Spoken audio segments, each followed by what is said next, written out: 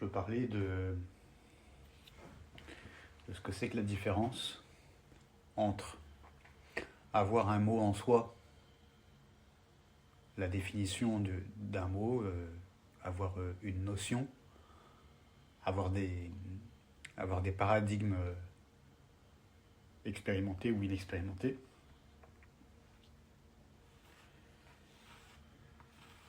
et la chose opposée, que je trouve plus intéressante, c'est d'avoir des expériences et d'en mettre des mots sur ces expériences afin d'en avoir une notion, afin d'en avoir du coup une appréhension, une compréhension et une préhensivité. Donc observation, absorption et manipulation.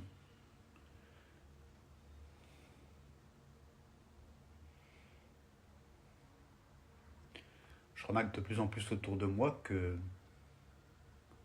quand j'ai des discussions avec certains, fort intéressantes au demeurant, ou quand j'écoute les discussions des autres, quand j'écoute des podcasts ou des lives, je remarque que souvent les gens, au-delà du fait qu'ils ne savent pas tous faire la différence entre le particulier et le général, ils ne savent pas trop faire la différence entre les notions de machin, et comme une personne disait, les gens dans un débat, ils arrivent souvent avec leurs petits concepts préétablis qu'ils exposent. Une fois qu'on leur a laissé exposer ce qu'ils ont exposé, il n'y a plus rien en fait. Il n'y a plus rien.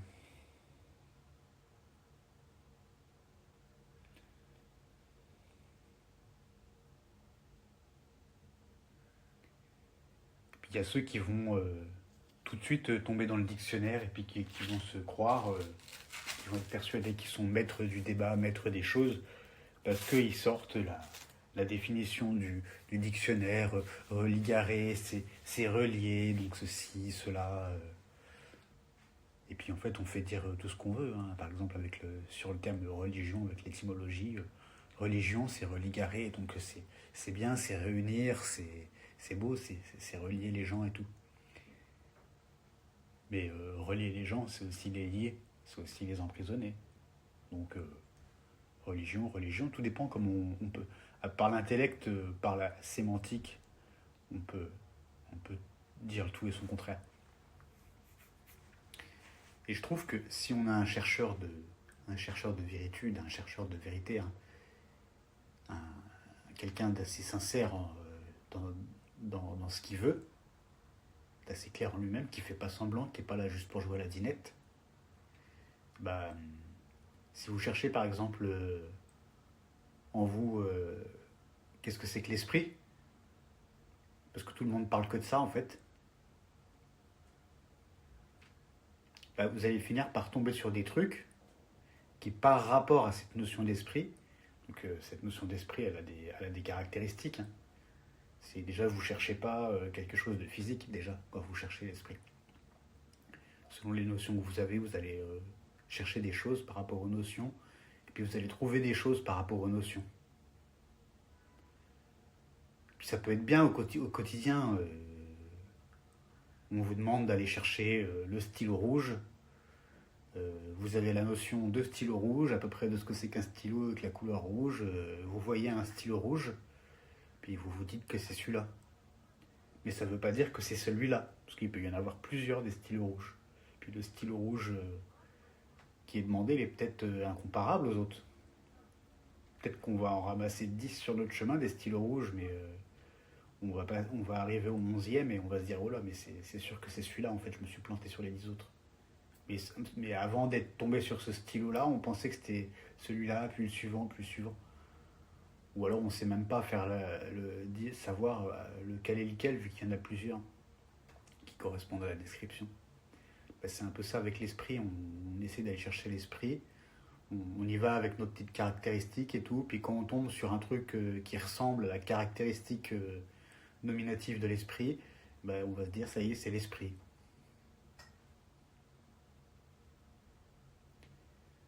moi, la chose inverse que j'essaye de faire de plus en plus, parce que j'en fais partie des gens que je suis en train de décrire là. On est tous, c'est le mécanisme humain que je décris. Et, moi, ce vers quoi je m'oriente maintenant, c'est plus, je, je constate des choses en moi qui ne sont pas forcément dites par la science, ou du moins pas en des termes qui me satisfont, parce que juste parler de psychologie ou de névrose, de machin, c'est très culpabilisant, c'est très sale la psychologie. La psychopathologie, là, c'est très culpabilisant, enfin ça dépend par qui c'est fait. Et il y en a qui sont très bons là-dedans, il y en a qui ont de très bonnes intentions, qui sont conscients de l'outil qu'ils utilisent, et qui sont très bien. Mais pour la plupart du temps, quand les gens ils parlent de psychologie et tout, c'est déplorable. C'est complètement déplorable. Puis du coup, ça me repousse un peu de ce côté science cartésienne, mais le côté religion, spirituel, c'est pareil en fait au final. C'est pareil au final parce que en fait, les gens, ces mêmes personnes-là, ces mêmes types d'humains, on va dire pour ceux qui sont plus tournés vers la spiritualité, eux, et ça va être dans la déculpabilisation à outrance. C'est ce que je trouve dégueulasse, à peu près pareil. C'est pas que c'est dégueulasse l'un comme l'autre, c'est que moi, ça m'ouvre pas les portes de mon intériorité, ça me met pas face à moi-même. Ça me met face à des images confectionnées, et puis on me dit que ça c'est toi. Mais non, va te faire foutre en fait. Ce connard, c'est pas moi. Cette bonne personne très illuminée de je sais pas quoi, là, c'est pas moi non plus.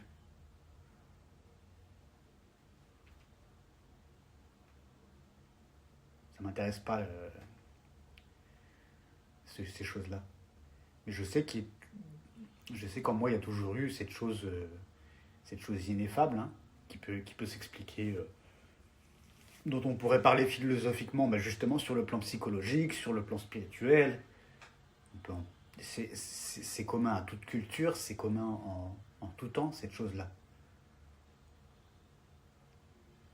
Cette question de qu'est-ce que l'homme, à partir de quoi ça commence l'homme, jusqu'où ça va.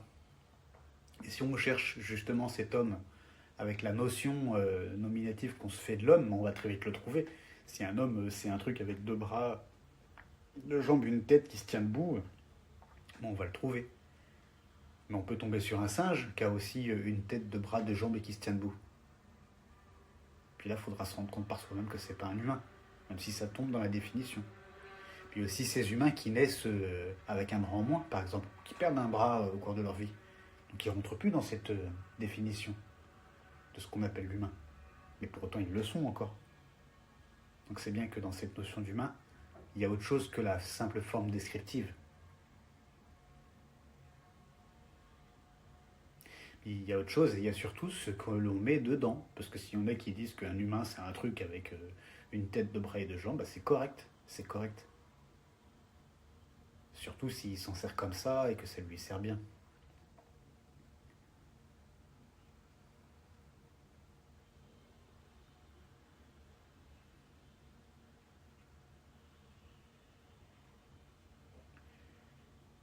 Et pour moi, les concepts, les paradigmes, tout ça, c'est vraiment utile pour mettre un nom sur notre monde, sur ce que l'on a réussi à cadrer, à encadrer, de mettre un nom sur cette chose-là. Appeler ça sa vie, on appelle ça notre vie, notre réalité. Puis de nommer tout ce qu'il y a là-dedans, de nommer tous les sous-ensembles, tous les mécanismes, toutes les fluctuations. Puis de nommer ce que nous sommes au final, de nommer ce que l'on possède, ce dont on est dépourvu, nommer ce que l'on n'est pas.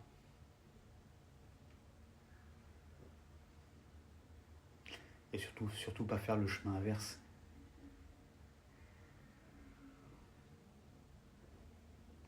Faire le chemin inverse, c'est bien quand on est purement dans la matière et dans l'automatisme, au travers de schémas qui sont déjà bien rodés, bien établis et dont les conséquences sont mesurées.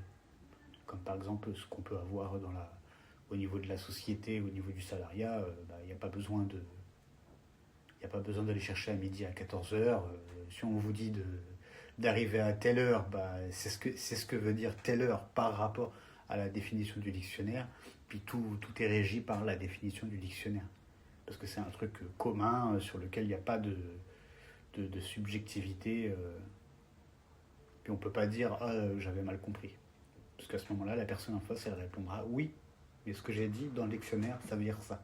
Donc tu aurais dû comprendre ce que ça veut dire dans le dictionnaire. Et tu n'aurais pas mal interprété. » Mais pour nous-mêmes, ça ne fonctionne pas, ça.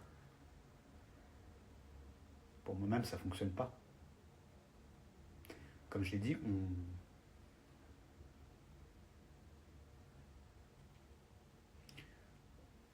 on se cherche nous-mêmes en essayant de faire correspondre la notion du terme nous-mêmes, la sémantique nous-mêmes, par rapport à des phénomènes.